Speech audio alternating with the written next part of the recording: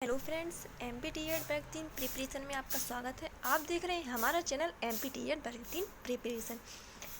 दोस्तों, पिछला वीडियो आ चुका है थर्ड डाई का सिद्धांत। अगर आपने हमारा पिछला वीडियो नहीं देखा है तो आप हमारे चैनल पे की प्लेलिस्ट में जाकर थर्ड डाई का सिद्धांत देख सकते हैं। दोस्तों, आज बात करेंगे सूक्ष्म तथा अंतर्दृष्टि के सिद्धांत की कि सूक्ष्म तथा अंतर्दृष्टि का सिद्धांत है क्या और ये किसने दिया है। तो चलिए शुरू करते हैं। आपको स्क्रीन पर दिख रहा होगा सूक्ष्म तथा अंतर्दृष्टि का सिद्धांत।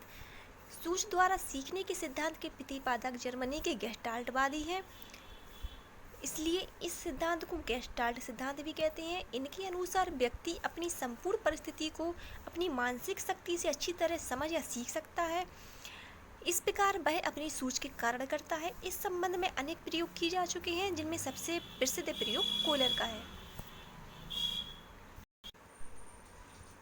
तो दोस्तों, इस सिद्धांत को गेस्टाल्टवादी सिद्धांत भी कहते हैं और सूक्ष्म द्वारा सीखने के सिद्धांत के प्रतिपादक जो हैं वो जर्मनी के गेस्टाल्टवादी हैं, इसलिए इस सिद्धांत को गेस्टाल्ट सिद्धांत भी कहते हैं।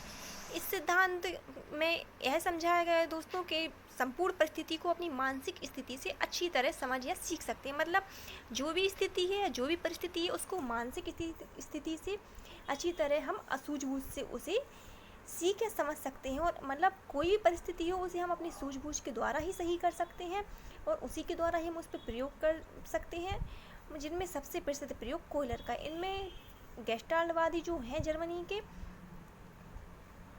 उनमें कोयलर का जो प्रयोग है वह सबसे ही प्रसिद्ध प्रयोग है, जिसमें हम आगे पढ़ेंगे कोयलर का प्रयोग।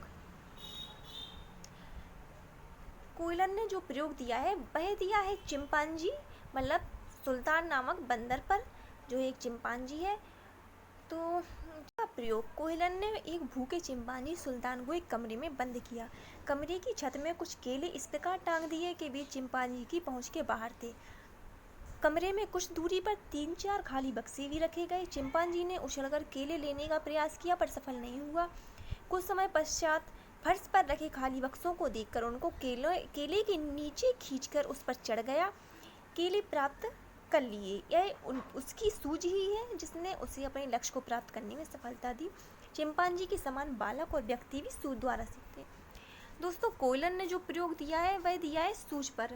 मतलब कोयलर का जो प्रयोग है वह है सूझ पर, कि जैसे चिंपांजी ने अपनी सूझबूझ से केले को नीचे उतारा बक्से के ऊपर चढ़कर, उसी प्रकार एक मानव भी और व्यक्ति भी परिस्थिति के हिसाब से अपनी सूझबूझ का प्रयोग ही करते हैं। कोयलर ने एक भूखे चिंपांजी को कमरे में बंद कर दिया। कोयलर ने सबसे पहले एक भूखे चिंपांजी को बंद कर दिया जिसका नाम सुल्तान था। कमरे की छत में कुछ केले इस प्रकार टांग दिए कि चिंपांजी की पहुंच के बाहर थे। दोस्तों, कमरे की छत थे और केले चिंपांजी की पहुंच से ऊपर टांग दिए और कमरे में कुछ दूरी पर 3-4 खाली बक्से भी रखे हुए थे और उसको बंद कर दिया। चिंपांजी ने पहले एक बॉक्स पे चढ़ा, फिर केले उसने खींचे लेकिन नहीं खींचे। फिर उसने एक बॉक्स के ऊपर दूसरा और दूसरी के ऊपर तीसरा बॉक्स रख के उसने केले खींच लिए।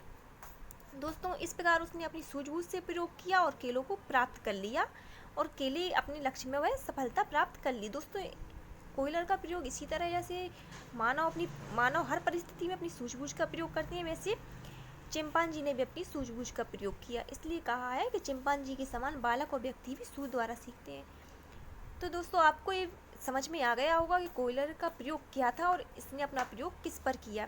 अगर परीक्षा में पूछा जाए कि कोयलर ने अपना प्रयोग किस पर किया तो इसका सही आंसर होगा चिंपांजी पर, मतलब सुल्तान नामक बानर पर।